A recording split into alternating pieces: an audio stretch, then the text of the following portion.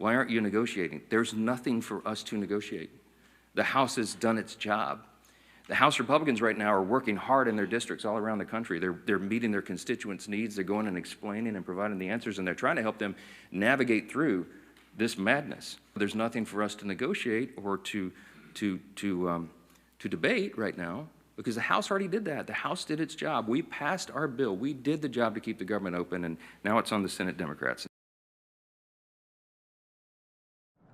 In the midst of a government shutdown on Friday morning, the latest government employment data was a mystery even to U.S. Labor Secretary Lori Chavez DeRemer. Usually we get the reports the day before, and I haven't seen that for this month. The delay of the release of the September jobs report from the Bureau of Labor Statistics means Wall Street investors, Main Street businesses, and consumers have one less piece of the economic puzzle to make important financial decisions. It's not like all the data goes away, but it's certainly one source that a lot of people pay attention to could be quite delayed. One private data source, the ADP payroll report released Wednesday, estimated the private sector lost 32,000 jobs during September.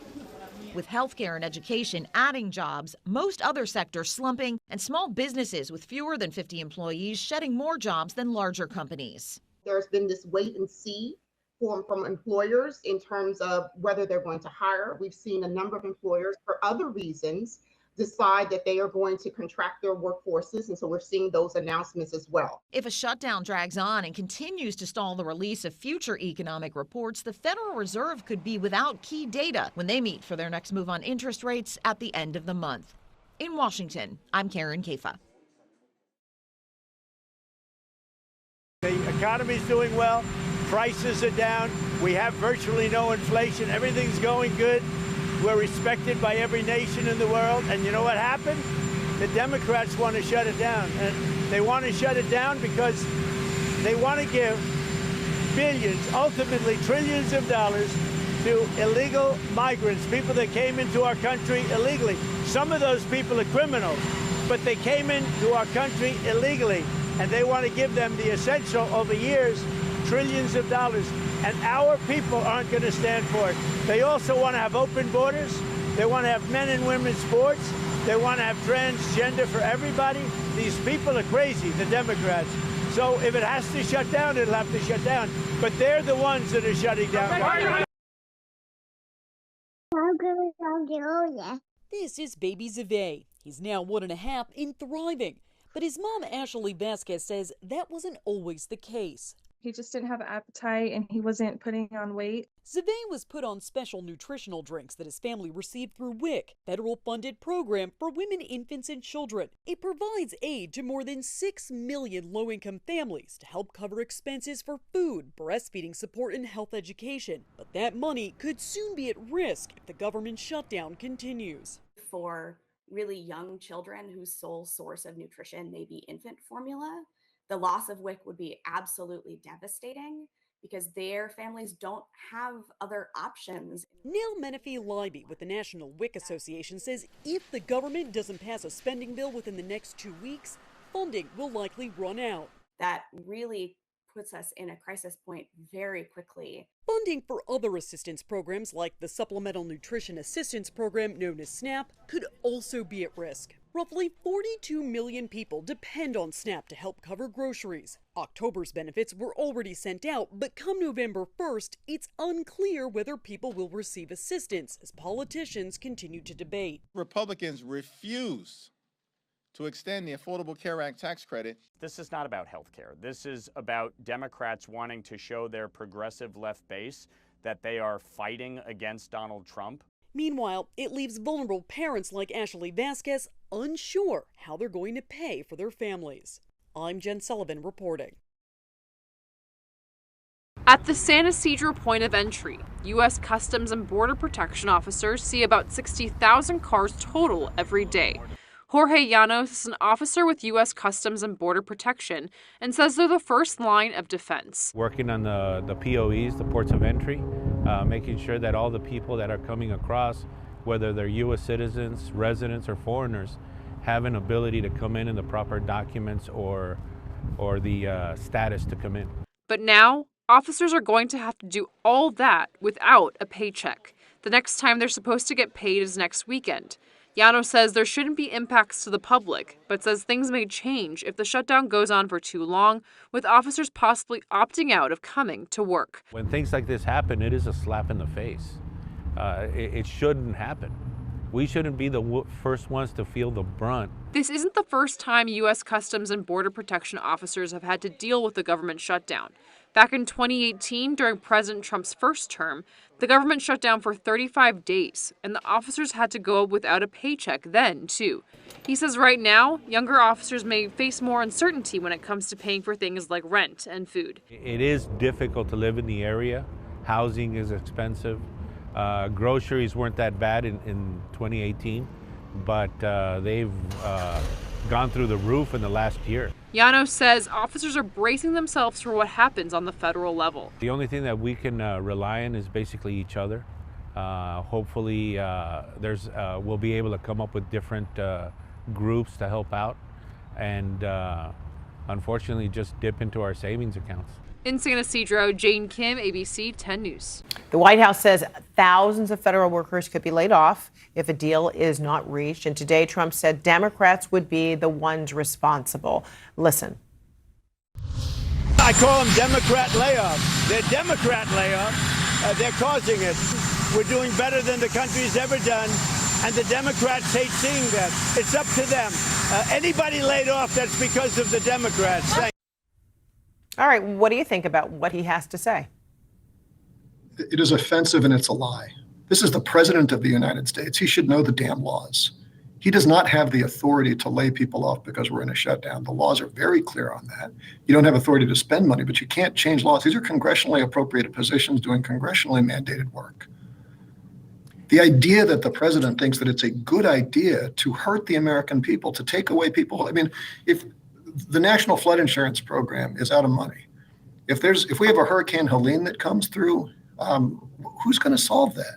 The EPA has no disaster people on it, and he's going to fire these people? That's not presidential. It is shameful. It is thin-skinned. It is anti-American, and it's frankly evil. Democrats, unfortunately, are continuing to play political games, and we are now in day 6 of the Democrat federal government shutdown. Millions of American federal workers are under enormous financial stress as a result, wondering how they will pay their bills and take care of their families. If the Democrats do not vote to open the government tonight, federal workers will not receive their next full paycheck. Additionally, the special supplemental nutrition program for women, infants, and children will run out of federal money very soon. This program provides vouchers to buy infant formula, fresh fruits and vegetables, and other healthy foods for low-income families. It can be easily fully funded if Democrats simply vote tonight to reopen the government. Also, our incredible military service members who risk their lives to preserve and defend our country are now working without pay and will miss their next paychecks if this Democrat shutdown does not end tonight. The Republican-backed clean and nonpartisan funding bill fully funds this important food aid program, gets our troops paid, and reopens the government. So all of this begs the question, what is the Democrat ongoing shutdown truly about? The sad truth, we believe, is that the Democrats intentionally shut down the government and are inflicting this pain on American citizens to try and demand free health care for illegal aliens. Of course, this is an indefensible and truly radical policy to be in favor of, let alone to use as the primary reason to shut down the United States government. So the Democrats and their allies are desperately lying about their true motivations. We have to set the record straight with the facts so the American people understand what's really at play here. House Republicans passed a clean and nonpartisan funding bill to keep the government open and ensure our troops and other hardworking Americans are paid. Every single House Democrat except one voted against this clean and nonpartisan funding bill. Senate Republicans have subsequently tried to pass this same clean funding bill 4 separate times, and they will do so again tonight, to fully pass it to be sent to the president's desk for signature. And the president is ready to sign this bill to reopen the government as soon as it is sent to his desk. Yet every single Senate Democrat except 3 have voted against this clean and nonpartisan funding bill. The Democrats' current position is that the only way the American government can reopen is if illegal aliens can get free health care. Don't take my word for it, just look at what's inside of the Democrats' proposal to reopen the government. Their funding proposal would result in nearly $200 billion spent on health care for illegal aliens and other non-citizens over the next decade. To put this in perspective, $200 billion is enough money to fund the entire children's health insurance program, which provides health insurance to low-income children and women. Under the Democrats' proposal, the millions of illegal aliens who improperly were granted asylum and paroled under the Biden administration would once again be allowed to receive Medicaid benefits. It does not end there. The Democrat proposal would also require Medicaid to pay more for emergency care provided to illegal aliens than it does for American patients who are disabled, elderly, or children. When someone shows you who they are, believe them. The Democrat Party has unfortunately closed our government, costing Americans their jobs, threatening our military readiness, harming our economy, and causing chaos, all to help the illegals who broke into our country. Instead of holding illegal aliens accountable and removing them from our country, which is what this administration is trying to do every day, the Democrats want to give them the free benefits paid for by the American taxpayer. Democrats in 2025 are for illegal aliens first and Americans last. This is the reality we are unfortunately facing right now in Washington, D.C.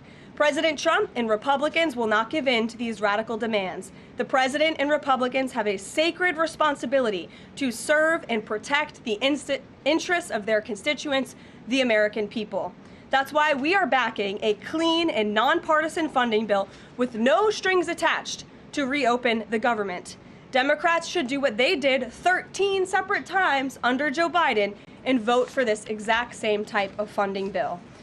Now the Senate will vote tonight for the 5th time to reopen the government on the 6th day of this shutdown. All we need are an additional 5 Democrat senators to end this madness and vote for the clean funding bill to reopen the government.